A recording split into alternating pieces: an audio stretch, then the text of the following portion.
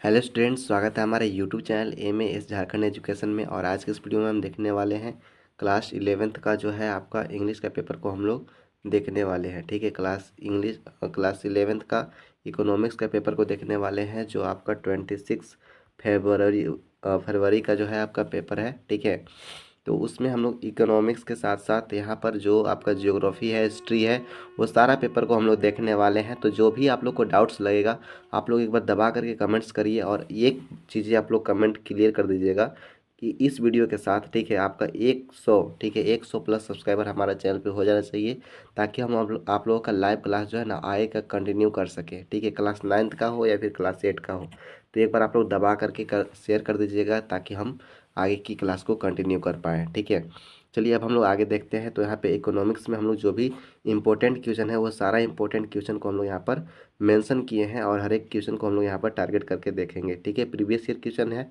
कोई बात नहीं है, हम लोग सब चीज़ देखेंगे। यहाँ पे बताया गया है स्टैटिक्स इम्प्लाइज, ठीक है, सांख्यिकी की अभिप्राय है, मतलब सांख्यिकी का क्या अभिप्राय है उसके बारे में बताया गया है। डाटा स्टैटिक मेथड, ठीक है, यानी कि यहाँ पर बताया गया है क्या चीज़ें, समकंक, ठीक है, या सांख्या विधि। ठीक है, तो इसमें ए और बी दोनों हो जाएगा। यानी कि यहाँ पर बताया गया है कि जो सांख्यिकी का अर्थ है वो समंकों और मतलब डेटा और सांख्यिकी विधि है। ठीक है, दोनों से है, क्योंकि डेटा का संग्रह, विश्लेषण और व्याख्या शामिल है। ठीक है, ये चीज़ें आपका आंसर सही आंसर हो जाएगा। नेक्स्ट यहाँ पे बताया गया है स्टैटिक इज यूज्ड, ठीक है, यानी कि सांख्यिकी का प्रयोग किया जाता है। कहाँ पे किया जाता है? साइंटिस्ट के लिए, कमिस्ट के लिए, इकोनॉमिस्ट के लिए, इन बिजनेसमैन, या बाय ऑल ऑफ देम। ठीक है, तो यहाँ पर देखिए वैज्ञानिकों द्वारा, अधिशास्त्रियों द्वारा, या फिर यहाँ पर व्यवसायों द्वारा, या इनमें से सभी। तो इनमें से सभी के लिए यहाँ पे प्रयोग किया जाता है। ठीक है, सांख्यिकी का प्रयोग हर एक क्षेत्रों में किया जाता है, वैज्ञानिक का क्षेत्र हो या अर्थशास्त्र के क्षेत्र हो या फिर व्यवसायिक क्षेत्र हो, सभी जगह हम लोग सांख्यिकी का प्रयोग करते हैं। ठीक है, अगला सवाल यहाँ पे बताया गया है फ्रॉम विच, ठीक है, from which Latin words is a statics been drive. ठीक है, कौन सा शब्द से हम लोग इसको यहाँ पे डिस्क्राइब करते हैं, अच्छे से हम लोग ड्राइव करते हैं, स्थापित करते हैं, बताते हैं। तो यहाँ पे हो जाएगा आपका स्टेटस। ठीक है, स्टेटस आपका सही आंसर हो जाएगा। सांख्यिकी शब्द जो है लैटिन भाषा में कौन सा शब्द से लिया गया है, तो आपका हो जाएगा स्टेटस, आपका सही आंसर हो जाएगा। नेक्स्ट यहाँ पे देखेंगे स्टेटस का मतलब क्या होता है। स्टेटस का मतलब ही स्टैटिक्स होता है। ठीक है, जिसका अर्थ जो है, ठीक है, जिसका अर्थ क्या चीज़ से होता है, अर्थ जो है इसका क्या चीज़ से होगा, इसका अर्थ जो है राज्य का राजनीतिक स्थितियों के संबंधित जानकारी से होता है। ठीक है, जो भी राज्य के राजनीतिक स्थिति है उसके संबंधित के बारे में होता है। ठीक है, अब हम लोग देखेंगे अगला यहाँ पे बताया गया है डाटा कलेक्ट बाय द इन्वे इन्वेस्टिगेटर इज कॉल्ड। ठीक है, जो भी हम लोग डाटा है, जो भी आंकड़ा है, जो इन्वेस्टिगेटर के द्वारा हम लोग लेते हैं, उसको हम लोग क्या बोलते हैं? प्राइमरी डाटा, सेकेंडरी डाटा, या स्टैटिकल डाटा, या नॉन ऑफ दिस। ठीक है, अनुसंधानकर्ता द्वारा संग्रहित आंकड़ों को कहते हैं, क्या कहते हैं हम लोग?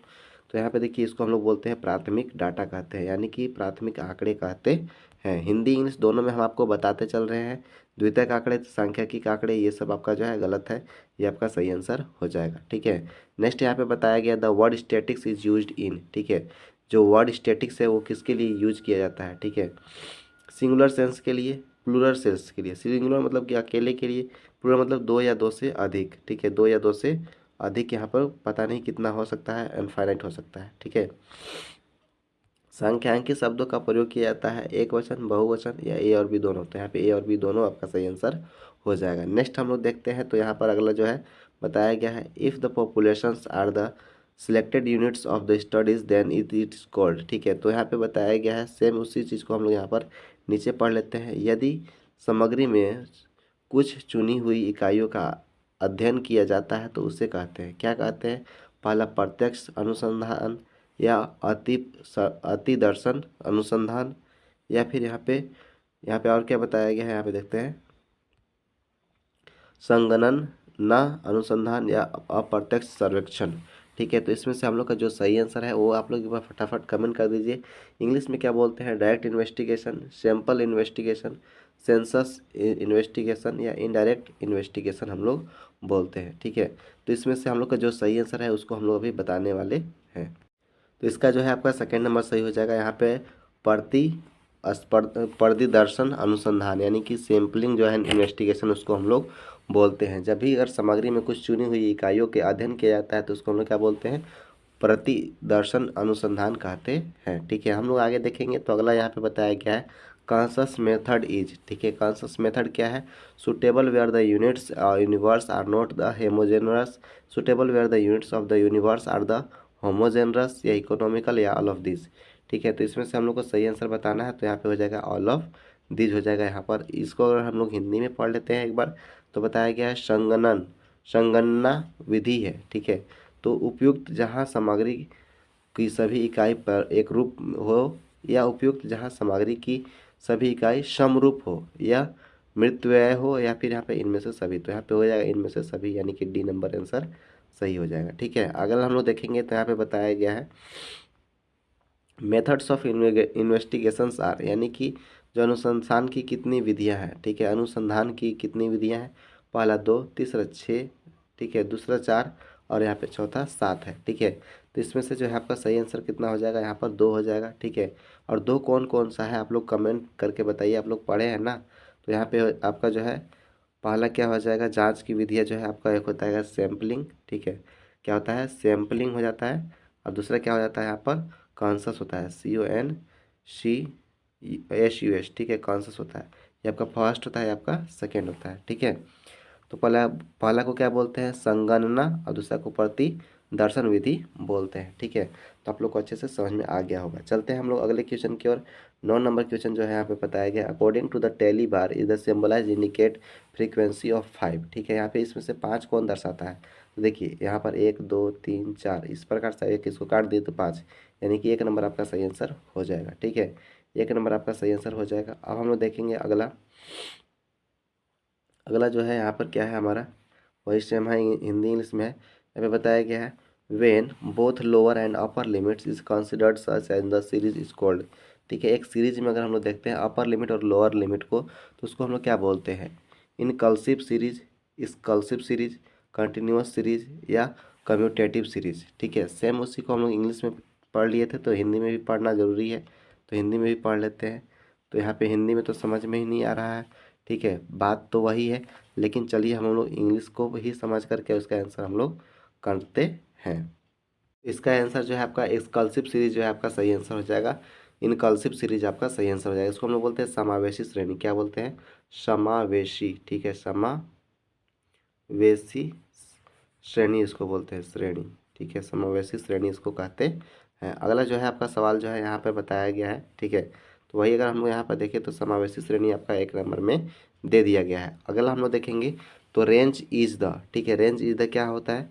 ठीक है, रेंज को हम लोग क्या बोलते हैं, जब भी अगर हम लोग को रेंज निकालना होता है तो यहाँ पे बताया गया है कि यहाँ पर पहला जो है difference between the large and small abbreviation. ठीक है, जब भी हम लोग 2 नंबरों को देख करके उसका हम लोग निकालते हैं ना, तो उसी को हम लोग क्या बोलते हैं, रेंज। ठीक है, यानी कि 1 नंबर आपका इसका आंसर सही होने वाला है। ठीक है, तो यहाँ पे बताया गया है कि परास का क्या अर्थ है। ठीक है, परास का क्या अर्थ है, तो अधिकतम एवं न्यूनतम प्रेक्षणों के बीच का अंतर। ठीक है, अधिकतम और न्यूनतम, यहाँ पर एल, ठीक है, L-S होता है। ठीक है, L-S/2 होता है। ठीक है, तो इस प्रकार से हम लोग उसको निकालते हैं।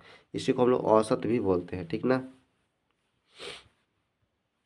एल मतलब लार्ज होता है, एस मतलब स्मॉल हो जाता है। ठीक है, अब यहाँ पे देखिए हम लोग अगला 12 नंबर जो है यहाँ पे क्वेश्चन है, यहाँ पे बताया गया है कि यहाँ पर निकालना है मिड पॉइंट ऑफ इक्वल। ठीक है, मिड पॉइंट ऑफ इक्वल निकालना है, तो इसका आंसर कौन सा सही हो जाएगा, तो यहाँ पे देखिए the average of the upper class limit और लोअर क्लास लिमिट, यानी कि यूपी प्लस LP। ठीक है, अपर और लोअर पॉइंट जो है ना, लोअर लिमिट। ठीक है, LL लोअर लिमिट और अपर लिमिट। ठीक है, अपन में यहाँ पे क्या हो जाएगा 2, ये दोनों को जोड़ करके हम लोग निकालते हैं तो क्या निकल जाता है, MP, यानी कि मिड पॉइंट आपका निकल जाता है। ठीक है, वही सेम चीज़ यहाँ पर अगर हिंदी में बताया गया है, तो यहाँ पे अगर मध्य बिंदु निकालना है, ठीक है, तो ऊपरी निकालना है, ऊपरी सीमा, और प्लस उसमें हम लोग क्या कर देना है, निचली सीमा को ऐड कर देना है, बटा में 2 से भाग दे देना है, तो आपका आंसर आ जाएगा।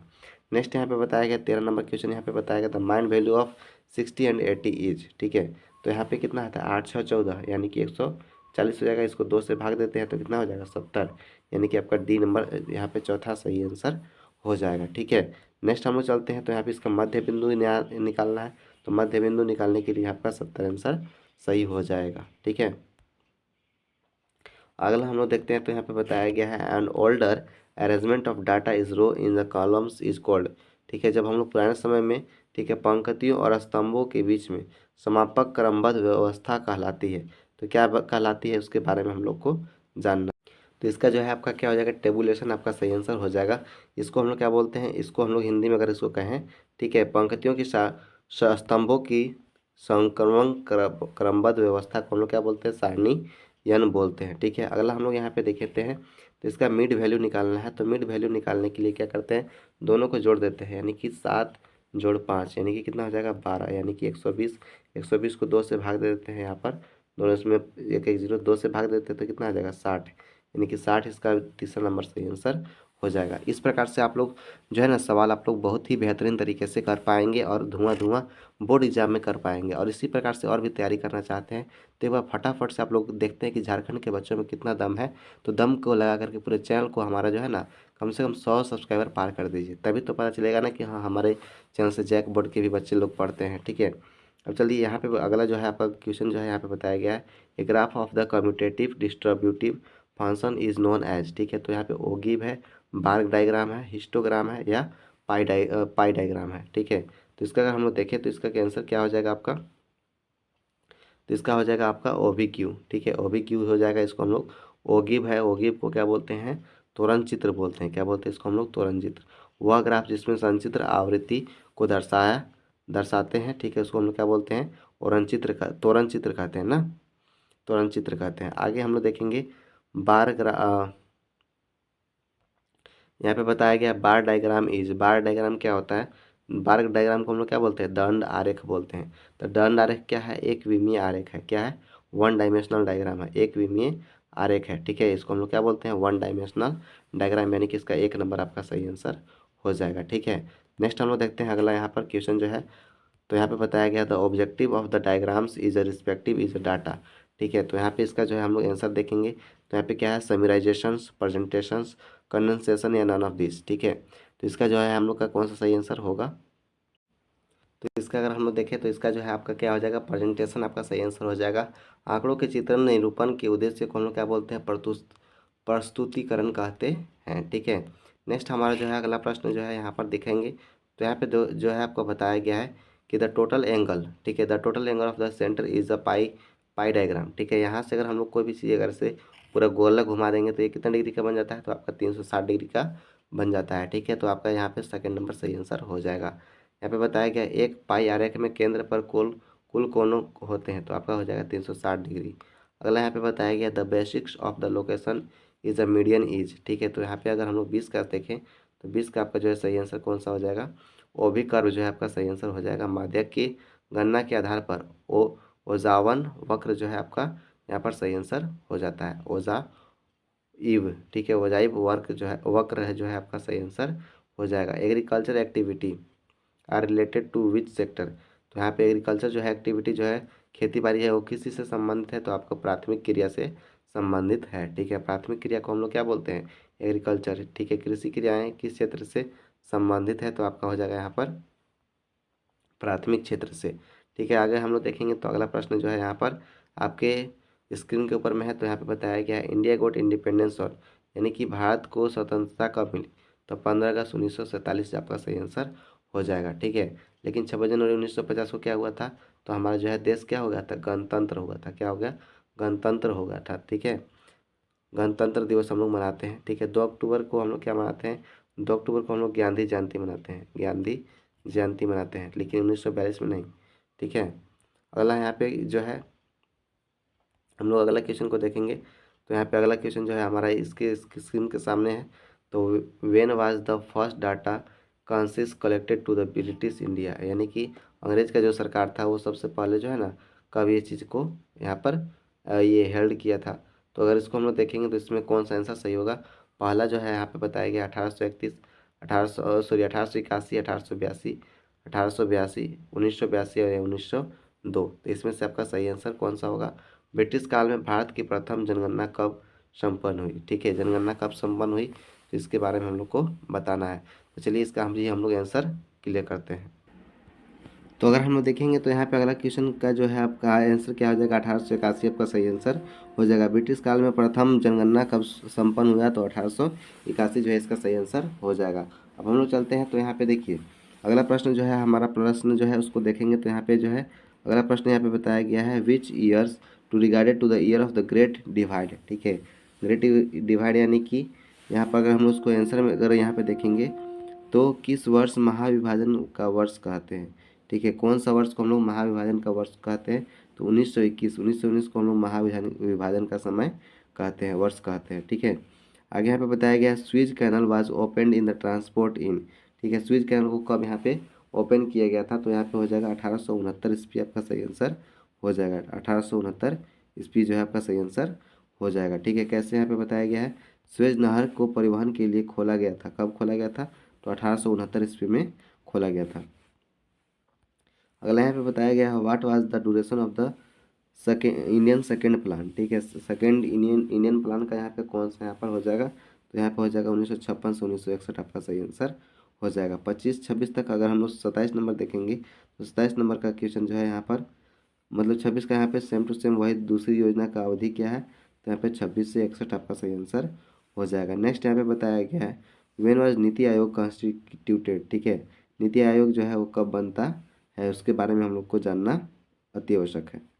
तो इसका जो है आपका एक नंबर सही हो जाएगा, 1 जनवरी 1915 आपका सही आंसर हो जाएगा। ठीक है, सॉरी 2015 होगा। ठीक है, 2015 आपका सही आंसर होगा, ये आपका गलत हो जाएगा। 1 अप्रैल भी आपका गलत आंसर हो जाएगा, 1 मार्च भी आपका सही आंसर गलत आंसर हो जाएगा। नीति आयोग जो है वो कब बना था, आयोग का नियम जो है वो कब बना था, 1 जनवरी 2015 को लागू किया गया था, यानी कि बी नंबर आपका सही आंसर हो जाएगा। नेक्स्ट हम लोग देखेंगे तो यहाँ पे बताया गया जीडीपी स्टैंड फॉर, जीडीपी का पूरा नाम क्या है। ठीक है, गुड्स एंड डोमेस्टिक प्रोडक्ट। ठीक है, गुड डिमांड प्रोजेक्ट या ग्रोस डोमेस्टिक प्रोडक्ट या ग्रेट डोमेस्टिक प्रोडक्ट। ठीक है, तो इसका अगर हम लोग देखेंगे तो यहाँ पे क्या हो जाएगा, ग्रोस डोमेस्टिक प्रोडक्ट जो है आपका आंसर सही हो जाएगा। ठीक है, ग्रोस डोमेस्टिक प्रोडक्ट। ठीक है, यानी कि बी नंबर आपका सही आंसर हो जाएगा। नेक्स्ट यहाँ पे बताया गया है वही चीज़ें, तो यहाँ पे हो जाएगा सकल घरेलू उत्पाद जिसको हम लोग बोलते हैं।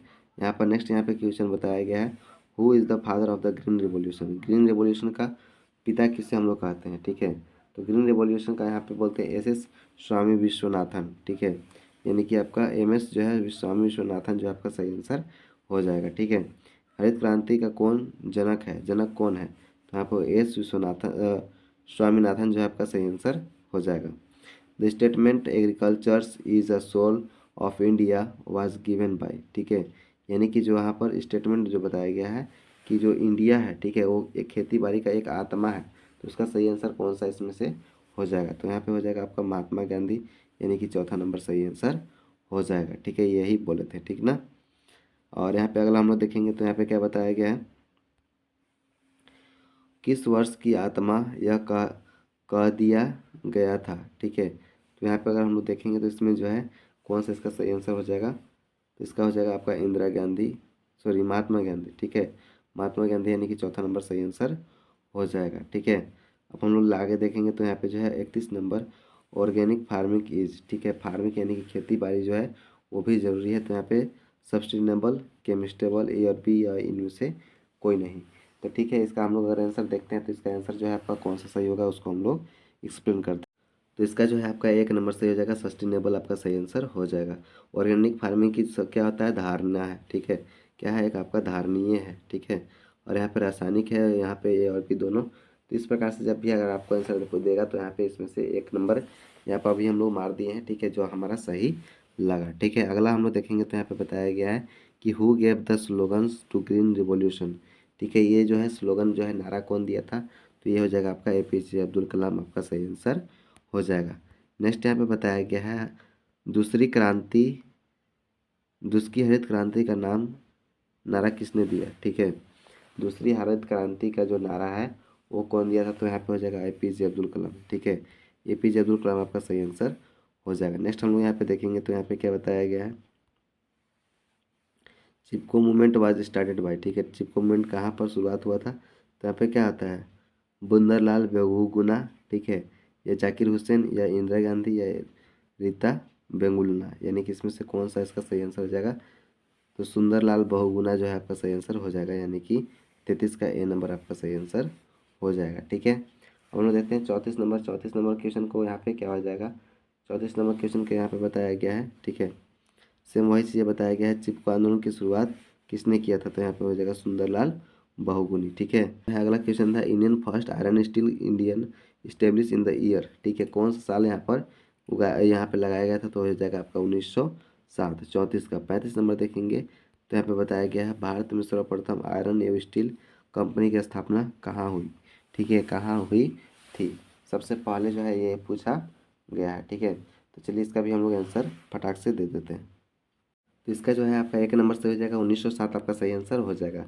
नेक्स्ट यहाँ पे बताया गया है what was the first industrial policy declared. ठीक है, तो यहाँ पे आपका 35 का अगर हम लोग देखेंगे तो 35 का इसमें से कौन सा सही आंसर हो जाएगा, इसको हम लोग देखेंगे। ठीक है, तो 35 का अगर हम लोग देखें यहाँ पे कौन सा सही आंसर होगा, तो आप लोग को अच्छे से समझ में आ गया होगा यहाँ पर कि इसका कौन सा सही आंसर होगा। ठीक है, तो यहाँ पे देखिए, अगर इसको आप लोग अगर हिंदी में एक बार पढ़ लेते हैं तो हिंदी में क्या बताया गया है कि भारत में पहली प्रौद्योगिकी नीति कब घोषित हुई। ठीक है, तो यहाँ पे आपका जो है इसका हम लोग देखेंगे तो 1948 जो है आपका सही आंसर हो जाएगा। उसके यहाँ पे बताया गया है economics refers to the Indian way started in. ठीक है, तो यहाँ पे कौन सा जो है इकोनॉमिक्स जो भारत की अर्थव्यवस्था में प्रारंभ किया है। ठीक है, सुधारने का प्रारंभ किया है। ठीक है, तो इसमें जो है आपका कौन सा सही आंसर हो जाएगा, 1948 आपका सही आंसर हो जाएगा। 1948 तो नहीं है, तो यहाँ पे क्या हो जाएगा, इसमें 1991 आपका सही आंसर हो जाएगा। ठीक है, नेक्स्ट यहाँ पे बता percent of the numbers of industries required to compulsory license is. ठीक है, यानी कि जो भी दुकानदार है उसका सबका लाइसेंस होना ज़रूरी है, ये कौन सा आर्टिकल में बताया गया है। ठीक है, इसका जो है आपका यहाँ पर 5 नंबर सही हो जाएगा, यहाँ पे दूसरा का 5। ठीक है, तीसरा का अगर हम लोग देखेंगे तो यहाँ पे अधिकरण का यहाँ पे हो जाएगा 5, यहाँ पर सही आंसर हो जाएगा। और वर्तमान में लाइसेंस की अभिनिर्भरता उद्योग की संख्या है, तो यहाँ पे हो जाएगा 5। अगर हम लोग देखेंगे तो यहाँ पे बताया गया है, तो यहाँ पे बताया गया where the Indian static institute located. ठीक है, तो आपका हो जाएगा यहाँ पर कोलकाता। ठीक है, इंडियन स्टैटिक्स इंस्टीट्यूट जो है वो कहाँ पर लोकेटेड है, तो यहाँ पे आपका हो जाएगा कोलकाता। 38 के बाद हम लोग 39 नंबर देखेंगे WTO। ठीक है, यानी कि WTO का पूरा नाम क्या होता है, तो वर्ल्ड ट्रेड ऑर्गेनाइजेशन आपका सही आंसर हो जाएगा। ठीक है, हम लोग देखेंगे उसके बाद 40 नंबर प्रश्न में यहाँ पे बताया गया है डेस्टिनेशन मीन्स द। ठीक है, यहाँ पे इसका सही आंसर कौन सा हो जाएगा, इसका हो जाएगा आपका था investment by the private sectors and the public sector enterprises. ठीक है, तो आपका यहाँ तक कंप्लीट हो गया है। यहाँ पर टोटल 40 प्रश्न है, 40 में से आप लोग का कितना सही हुआ, आप लोग जो है ना कितना आप लोग पढ़ लिखे थे, वो सारी चीज़ आप लोग बताइएगा कमेंट करके। और इसी प्रकार से और भी वीडियो चाहते हैं तो हमारे चैनल को लाइक और सब्सक्राइब और शेयर कर देते ताकि हम लोग और भी वीडियो आप लोगों के लिए बना पाएँ। ठीक है, मिलते हैं अगले वीडियो में, तब तक के लिए जय हिंद और टेक केयर।